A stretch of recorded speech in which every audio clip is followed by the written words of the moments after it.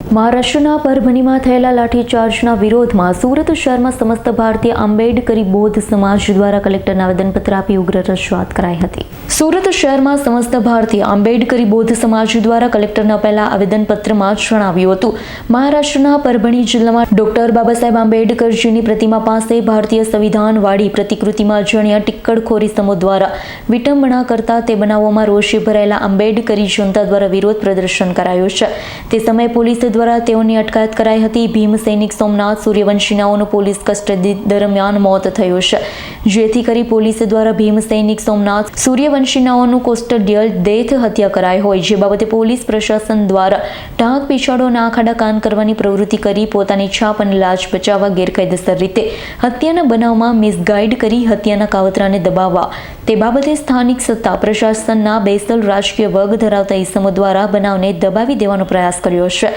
વિટંબણા કાંડ અને ભીમ સૈનિક સોમનાથ સૂર્યવંશીના હત્યાકાંડમાં સામેલ દોષિત તમામ પોલીસ કર્મચારીઓ પડદાની પાછળ રહી રાજકીય વર્ગ ધરાવી હત્યાકાંડને દબાવવાનો પ્રયાસ કરનાર તમામ ઇસમો વિરુદ્ધ ઉચ્ચ સ્તરીય બિનપક્ષપાતીય ન્યાયિક સમિતિનું સંગઠન કરી ન્યાયિક તપાસ કરી દોષિતો અને એટ્રોસિટી એક્ટ અને હત્યાના ગુનાની ન્યાયિક કાર્યવાહી ચલાવી દોષિતોને ફાંસીની સજા થાય તેવી ન્યાયિક કાનૂની કાર્યવાહી કરવા, મૃતકના પરિવારને 20 લાખનું વળતર, પરિવારના એક વ્યક્તિને કેન્દ્ર કે રાજ્ય સરકારમાં નોકરી આપવા સહિતના મુદ્દાઓ સાથે માંગણી કરાઈ હતી। જી, મારું નામ પ્રતિમાબેન બોરસે। પ્રતિમાબેન, કલેક્ટર કચેરી આવ્યા છો, રજૂઆત શું માંગો?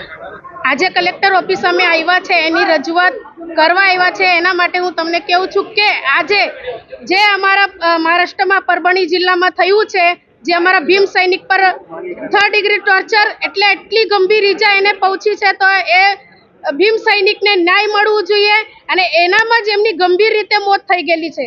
એના માટે અમે આવેદન આપવા આવેલા છે કે અમારા ભીમ સૈનિકને ન્યાય મળવું જોઈએ। Bureau report S9 news Surat. અમારી તમામ માહિતીથી અપડેટ રહેવા માટે જોડાયેલા રહો S9 ન્યૂઝ સાથે।